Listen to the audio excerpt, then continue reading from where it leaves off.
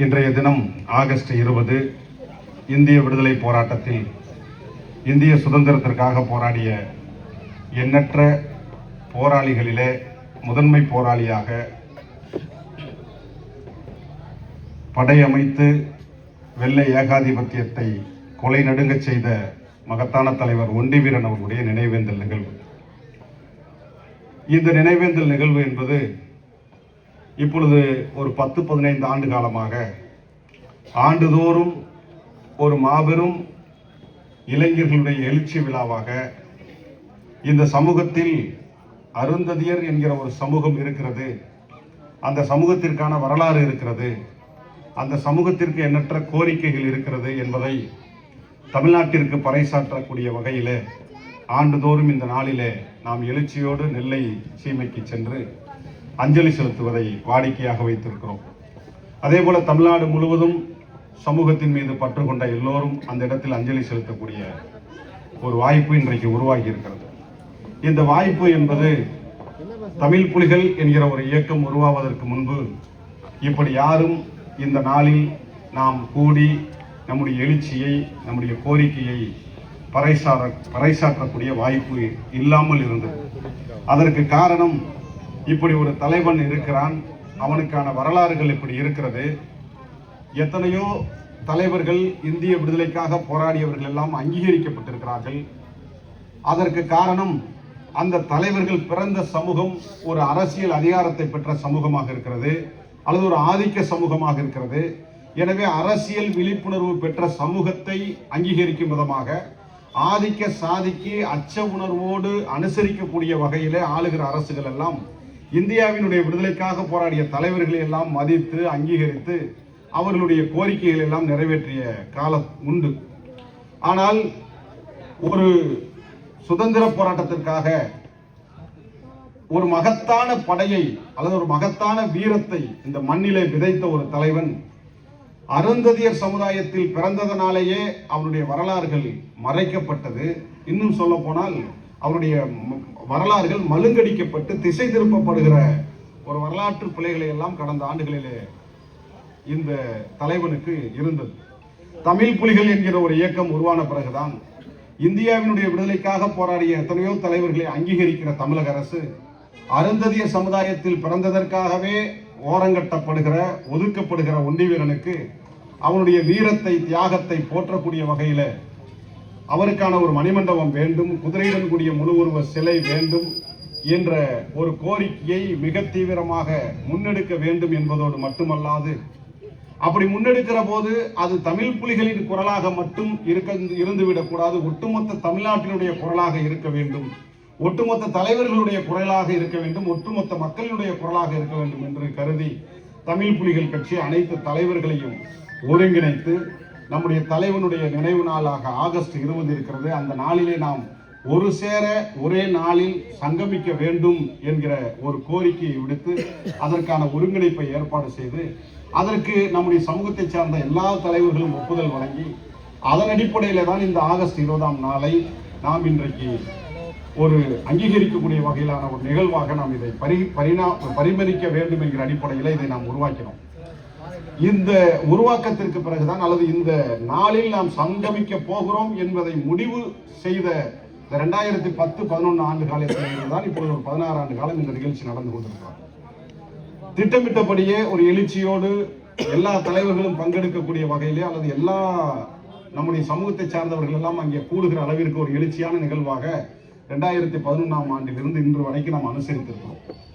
இப்படி பல ஆண்டுகளாக நாம் தமிழ் புலிகள் கட்சி வரலாற்றில் தமிழ் புலிகள் கட்சி என்கிற ஒரு கட்சி இல்லை என்றால் ஒண்டிவீரனுக்கு வரலாறு இல்லை என்பதை விட ஒண்டிவீரனுக்கான அடையாளமே இல்லை என்பதை நிரூபிக்கக்கூடிய வகையிலே ஆண்டுதோறும் நாம் எழுச்சியோடு இந்த நிகழ்விலே பங்கெடுத்துக் கொண்டிருக்கிறோம். ஒவ்வொரு ஆண்டும் தூத்துக்குடியில இருந்து வாகன பேரணியிலே கிளம்புவோம், கோவில்பட்டியில இருந்து வாகன பேரணியிலே கிளம்புவோம், விருதுநகரில இருந்து கிளம்புவோம். இப்படிலாம் கிளம்பி போகிற போது பல்லாயிரக்கணக்கான இளைஞர்கள் பல நூற்றுக்கணக்கான வாகனங்களிலே அணிதிரண்டு எழுச்சியோடு ஒண்டிவீரனுக்கு நினைவேந்தல் செலுத்துவதும் அந்த நேரத்தில் நம்முடைய கோரிக்கைகளை பறைசாற்றுவதுமான ஒரு நாளாக அனுசரிக்கக்கூடிய வகையில் ஒண்டிவீரன் இன்றைக்கு நம்ம எல்லாம் ஒன்று திரட்டக்கூடிய ஒரு மையப்புள்ளியாக நின்று கொண்டிருக்கிறார். அந்த நாளிலே நம்முடைய கோரிக்கைகள், நம்முடைய முழக்கங்கள் அல்லது அந்த நாளிலே நம்முடைய எழுச்சியை உருவாக்கி இழந்திருக்கக்கூடிய அரசியல் உரிமைகளை எல்லாம் பெறுவதற்கான ஒரு வடிகாலாக ஒண்டிவீரன் நமக்கு ஒரு போற்றுதலுக்குரிய தலைவனாக நின்று கொண்டிருக்கிறார் என்பதை யாரும் மறுதளிக்க முடியாது. அந்த அடிப்படையில பல ஆண்டுகளாக பல இடங்களிலே இருந்து பல நூற்றுக்கணக்கான வாகனங்களிலே சென்று அஞ்சலி செலுத்துகிற போது எத்தனையோ வாகனங்கள் விபத்துக்குள்ளாகி இருக்கிறது, பல தோழர்கள் காயமாகி இருக்கிறார்கள், பல பேர் பல்வேறு சிரமங்களுக்கு மத்தியிலே நாம் அணிந்திருக்கிற அந்த ஒரு இக்கட்டான சங்கடமான நிகழ்வுகளிலே கடந்த ஆண்டு இந்த கிராமத்திலிருந்து வந்த வாகனம், அதில் குறிப்பாக தம்பி முத்துவீரன் பயணித்த வாகனம் விபத்துக்குள்ளாகி அதே இடத்தில் ஒரு மரணிக்கக்கூடிய ஒரு சோக நிகழ்வு ஒன்று ஏற்பட்டுவிட்டது. அது இயக்கத்திற்கும் குடும்பத்திற்கும் ஒரு தீராத வடுவாகவே இருக்கிறது. எனவேதான் இந்த ஆண்டு நாம் வாகன பேரணியை கூட தடை செய்து நேரடியாக அஞ்சலி செலுத்துவோம். கடந்த ஆண்டு போல ஏதேனும் ஒரு இளைஞனுக்கு அப்படி ஒரு விபத்து வந்துவிடக்கூடாது. ஒரு உயிர் என்பது விலை மதிக்க முடியாத உயிராக இருக்கிறது. அப்படி யாருடைய உயிரும் அப்படி போய்விடக்கூடாது, தெரியாமல் கூட போய்விடக்கூடாது, விபத்தாக கூட நடந்துவிடக்கூடாது என்று கடந்த சில நாட்களாகவே அல்லது பல நாட்களாகவே சிந்தித்ததனுடைய விளைவாக இந்த ஆண்டு நாம் பேரணியை கூட நாம் வேண்டாம் என்று புறக்கணித்து நேரடியாக அஞ்சலி செலுத்தினோம். ஆனாலும் கூட அதே வேகத்தோடு அதே எழுச்சியோடு இன்னும் புதிதாக ஜென்சி தலைமுறை என்று சொல்லக்கூடிய இளம் தலைமுறைகள் இன்னும் பல நூற்றுக்கணக்காக பல்லாயிரக்கணக்கில் இந்த ஆண்டு திரண்டு மிக எழுச்சியோடு தான் நாம் இந்த வீர வணக்கத்தை செலுத்தி இருக்கிறோம். ஆனால் அதே நேரத்தில் தம்பி முத்துவீரன் நமக்கு ஒரு பல விடயங்களை நமக்கு விட்டு சென்றிருக்கிறார். மீனம்பட்டி கிராமம் என்கிற இந்த கிராமம் ஒரு சின்னஞ்சிறிய கிராமம். அதில் குறைந்த அளவே எண்ணிக்கையுடன் வாழக்கூடிய இந்த பகுதியை சார்ந்த நம்முடைய உறவுகள், நம்முடைய சொந்தங்கள் எல்லாம் ஒரு கிராமத்திலே இருந்தாலும் கூட ஒரு சமூகம் எழுச்சியோடு பயணிக்கிற போது அல்லது ஒரு சமூகத்தில் ஒரு தலைவன் உருவாகிற போது அந்த தலைவனுடைய கரத்தை பலப்படுத்துவோம் என்கிற முனைப்போடு இந்த கிராமத்தை சார்ந்தவர்கள் ஆண்டுதோறும் தமிழ் புலிகள் இயக்கத்தில் அங்கம் வகித்து அந்த பேரணியில கலந்து கொண்டிருக்கிறது ஒரு குறிப்பிடத்தக்க ஒரு செய்தி. அப்படி மீனம்பட்டி தமிழ் புலிகளோடு இந்த மக்களுடைய விடுதலையோடு ஒன்றோடு ஒன்று கலந்திருக்கிறது. அந்த கலவை என்பது உயிரை அர்ப்பணித்த தம்பி முத்துவீரன் அவர்களால் மீண்டும் இந்த இயக்கத்தில் ஒரு உயிர்ப்பாக தமிழ் புலிகளோடு இந்த கிராமம் பயணித்துக் கொண்டிருக்கிறது என்கிற அடிப்படையில தான் இந்த நிகழ்வை இந்த கிராமத்திலேயே நாம் அதை முன்னெடுக்க வேண்டும். தம்பி முத்துவீரன் அவர்களை பொறுத்தவரை சின்னஞ்சிறிய இளைஞன், இன்னும் திருமணம் கூட முடிக்கவில்லை. ஏறத்தாழ மரணிக்கிற போது அல்லது இறந்த போது ஒரு 19-20 வயது தான் இருக்கும். உங்களுக்கு தெரியும், ஒரு 19 வயது இளைஞன் எத்தனை கனவுகளை கண்டிருப்பான், எப்படிப்பட்ட ஒரு வாழ்க்கையை வாழ வேண்டும் என்கிற கற்பனையோடு வாழ்ந்திருப்பான். அப்படி ஒரு கற்பனையோடு வாழ்ந்த இளைஞன் இந்த சமூகத்தில் ஏதேனும் சாதித்து விட வேண்டும் என்று துடிக்கக்கூடிய ஒரு இளைஞன், தன்னுடைய குடும்பம் வறுமையான நிலையில் இருக்கிற போதும் சாதி ஒழிப்பு களத்தில் உணர்ச்சியோடு, உயிரோடு அல்லது உணர்வோடு கலந்து எல்லா போராட்டங்களிலும் பங்கெடுக்கக்கூடிய, எல்லா இடங்களுக்கும் தலைவன் போகிற இடங்களெல்லாம் வரக்கூடிய இளைஞனாக அல்லது தலைவன் அறிவிக்கிற போராட்டங்களிலெல்லாம் பங்கெடுக்கக்கூடிய ஒரு மகத்தான இளைஞனாக இருந்த ஒரு இளைஞன் இன்றைக்கு நம்மை விட்டு மறைந்திருக்கிறான். அவனுடைய உயிர் பிரிவு என்பது அல்லது அவருடைய இழப்பு என்பது தமிழ் புலிகளுக்கே ஒரு பேர் இழப்பாக இருக்கிறது. இன்னும் சொல்ல வேண்டும் என்று சொன்னால் ஒரு நெருடலாக இருக்கிறது. இன்றைக்கும் அதே எழுச்சியோடு நாம் ஒண்டிவீரனுடைய நினைவேந்தல் நிகழ்விலே நாம் சங்கமித்தோம். ஆனால் 19 வயது 15 வயது இளைஞர்கள், 20 வயது இளைஞர்கள் எழுச்சியோடு நீங்கள் வருகிறீர்கள். ஆனால் வருகிற போதெல்லாம், உங்கள் எழுச்சியை பார்க்கிற போதெல்லாம் எனக்கு முத்துவீரன் மட்டுமே நினைவுக்கு வருகிறார். ஏனென்றால் இப்படி எழுச்சியோடு மட்டும் கடந்து போய்விடக்கூடாது, தம்பி முத்துவீரனுக்கு ஏற்பட்டதை போல ஒரு விபத்து நடந்துவிடக்கூடாது என்று ஒவ்வொரு நொடியும் ஒவ்வொரு நிமிடமும் ஒரு அச்ச உணர்வோடு இந்த நிகழ்ச்சியை கடக்கக்கூடிய அளவிற்கு ஒரு மகத்தான இழப்பை நமக்கு கொடுத்திருக்கிறார். எனவே இந்த மரணத்தை, தம்பி முத்துவீரனுடைய இழப்பை நாம் ஒரு முன்னுதாரணமாக, ஒரு பாடமாக எடுத்துக்கொண்டு நாம் எந்த நோக்கத்திற்காக அணிதிரளுகிறோம், அந்த நோக்கம் நிறைவேறுவதற்கான பயண திட்டத்தை நாம் எவ்வாறு வடிவமைக்க வேண்டும், நாம் எவ்வளவு கவனமாக ஒரு நிகழ்வுக்கு அவசியம் வர வேண்டும். நிகழ்விற்கு ஒண்டிவீரனுக்கு வீர வணக்கம் செலுத்த வேண்டுமா? கட்டாயம் வர வேண்டும். தமிழ் புலிகள் கட்சி ஒரு மாநாடு அறிவிக்கிறதா? கட்டாயம் வர வேண்டும். கிராமம் கிராமமாக வர வேண்டும், உறவுகளோடு வர வேண்டும், குடும்பம் குடும்பமாக வர வேண்டும், இளைஞர்களாக வர வேண்டும், துடிப்போடு வர வேண்டும். அதில் எந்த விதமான மாற்று கருத்தும் இல்லை. ஆனால் மாநாட்டிற்கு போகிறோம் என்று சொன்னால் மாநாடு எதற்காக நடைபெறுகிறது, அதனுடைய நோக்கம் என்ன, அந்த நோக்கத்தை நிறைவேற்றக்கூடிய வகையிலே நம்முடைய பயணம் இருக்க வேண்டும். ஒண்டிவீரனுக்கு வீர வணக்கம் செலுத்த வருகிறோம் என்று சொன்னால் எதற்காக வருகிறோம், அந்த நோக்கத்தை நிறைவேற்றக்கூடிய வகையில் நம்முடைய பயணம் இருக்க வேண்டும். வெறுமனையாக விசில் அடிப்பது, வெறுமனையாக ஊதியை வைத்துக்கொண்டு ஊதிக்கொண்டு வருவது, தலையிலே ரிப்பனை கட்டி கொண்டு கார் வாகனத்தின் மேலே ஏறி அமர்ந்து எழுச்சி என்கிற பெயரிலே பொதுமக்களுக்கு இடையூறு ஏற்படுத்தக்கூடிய வகையில் நடந்து கொள்வது போன்றவையெல்லாம் நம்முடைய எழுச்சி என்று நாம் எண்ணிக்கொண்டாலும் கூட அது உண்மையான எழுச்சியாக இருக்காது. இளைஞர்கள் அரசியல் படுத்தப்பட வேண்டும். அம்பேத்கர் யார், பெரியார் யார், காரல் மார்க்ஸ் யார், ஒண்டி வீரன் யார், நாகை திருவள்ளுவன் யார், தமிழ் புலிகள் என்கிற இயக்கம் எதற்காக உருவாக்கப்பட்டது, அந்த இயக்கம் எதை நோக்கி பயணிக்கிறது, அந்த இயக்கத்திற்கும் அந்த சமூகத்திற்கும் அல்லது ஒடுக்கப்பட்ட மக்களிலும் ஒடுக்கப்பட்ட மக்களாக இருக்கிற அருந்ததியர் மக்கள் ஏன் இன்னும் அரசியல் அதிகாரத்திற்கு வர முடியவில்லை? இன்றைக்கு எத்தனையோ அரசியல் மாற்றங்கள் நடந்திருக்கிறது. திராவிட மாடல் ஆட்சி மாதிரி இன்றைக்கு விஜய் ஆட்சி மாடல் ஒன்று உருவாகி இருக்கிறது. ஆனால் விஜய் ஆட்சி அமைந்தாலும் கூட அருந்ததியர் மக்களுக்கான அரசியல் அங்கீகாரம் நமக்கு கிடைக்கவில்லை. ஆட்சிகள் மாறினாலும் நம்முடைய சமூகத்திற்கான அதிகாரம் இன்னும் நிலைநிறுத்தப்படவில்லை. சட்டமன்றத்தில் நம்முடைய குரல் ஒலிக்கப்படவில்லை.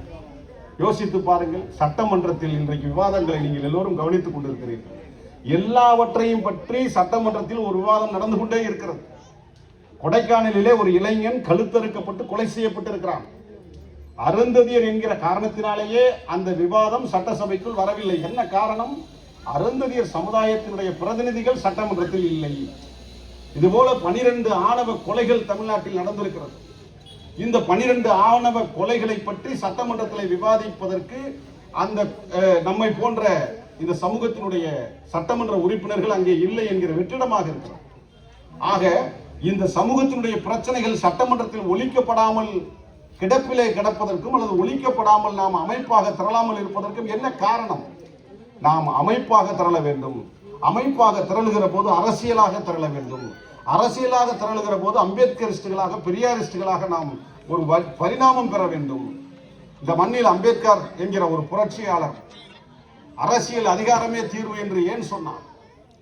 அது உள்ளாட்சி மன்ற தேர்தலாக இருக்கலாம், சட்டமன்ற தேர்தலாக இருக்கலாம், பாராளுமன்ற தேர்தலாக இருக்கலாம். இந்த தேர்தல் மூலமாக வெற்றி பெற்று நம்முடைய உரிமைகளை பஞ்சாயத்து அலுவலகத்திலேயோ சட்ட சபையிலேயோ பாராளுமன்றத்திலேயோ நம்முடைய உரிமைகள் கேட்கப்பட வேண்டும் என்று சொன்னால் நாம் அந்த அதிகாரத்திற்கு போக வேண்டும்.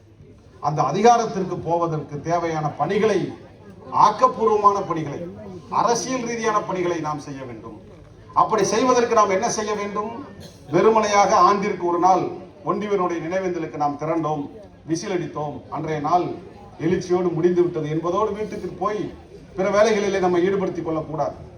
அம்பேத்கர் என்கிற தலைவன் தூங்கி எழுந்த போது தன்னுடைய பொது வாழ்க்கையை தொடங்கினால் தூங்கும் வரை அந்த பொது வாழ்க்கை சிந்தனைகளோடு இருக்கிறார்.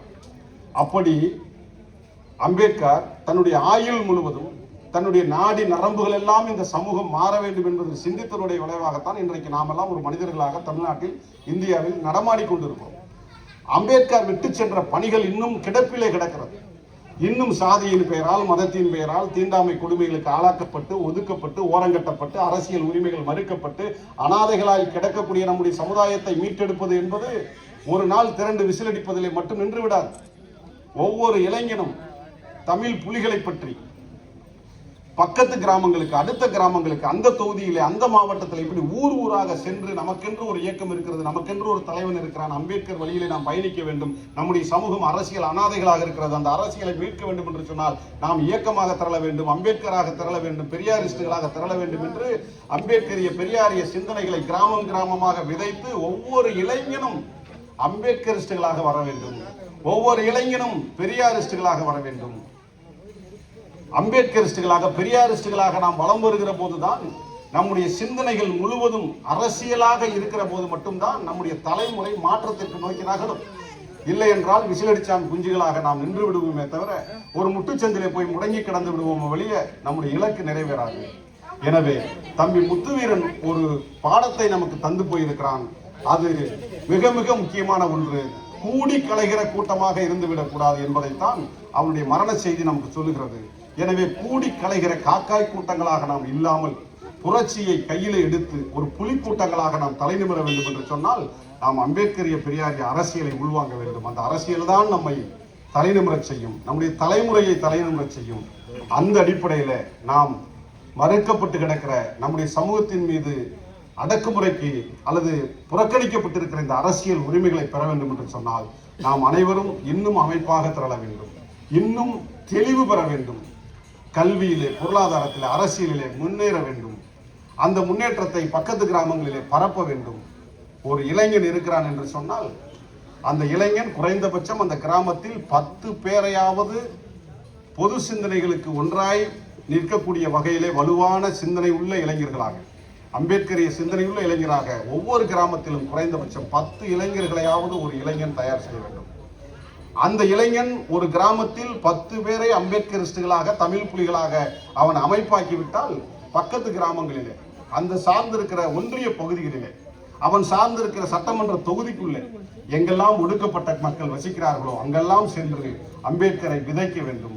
அம்பேத்கரிய விதைதான் நம்மை அரசியல் ரீதியான சக்தியாக நம்மை மாற்றுவதற்கு உதவும் என்கிற அந்த ஆழ்ந்த சிந்தனையோடு, அந்த உயர்ந்த சிந்தனையோடு நம்மை நாமே இளைஞர்கள் வடிவமைத்துக் கொள்ள வேண்டும் என்பதை விட்டு சென்றிருக்கிற தம்பி முத்துவேலனுடைய மரண செய்தி நமக்கு சொல்லுகிறது. எனவே இந்த நாளில் ஒண்டிவீரனுடைய புகழ் அல்லது ஒண்டிவீரனுடைய நினைவு நாள் எப்படி ஆண்டுதோறும் நம்முடைய நினைவுகளுக்கு அல்லது நம்முடைய எழுச்சிக்கு வித்திடுகிறதோ அதை போலவே அரசியல் ரீதியான எழுச்சிக்கு தம்பி முத்துவேலனுடைய அந்த மரணம் என்பது நம்மை வழிநடத்தக்கூடிய ஒரு மகத்தான வருடாக நின்று கொண்டிருக்கிறது.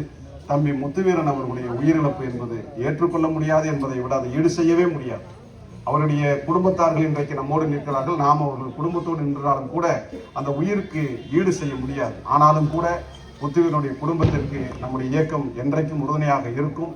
நாம் அனைவரும் அவருடைய குடும்பத்தில் ஒரு அண்ணனாக, தம்பியாக நின்று அவருடைய குடும்பத்தினுடைய இன்ப துன்பங்களில் எல்லாம் கலந்து கொள்ள வேண்டும் என்று கேட்டுக்கொண்டு தம்பி முத்துவீரனுக்கு தமிழ் புலிகள் கட்சியின் நெஞ்சார்ந்த வீர வணக்கத்தினை செலுத்தி நாம் அமைப்பாய் திரளுவோம், அரசியலாய் அணிதிரளுவோம் என்று சொல்லி வீர வணக்கம் செலுத்தி விடைபெறுகிறேன். நன்றி, வணக்கம்.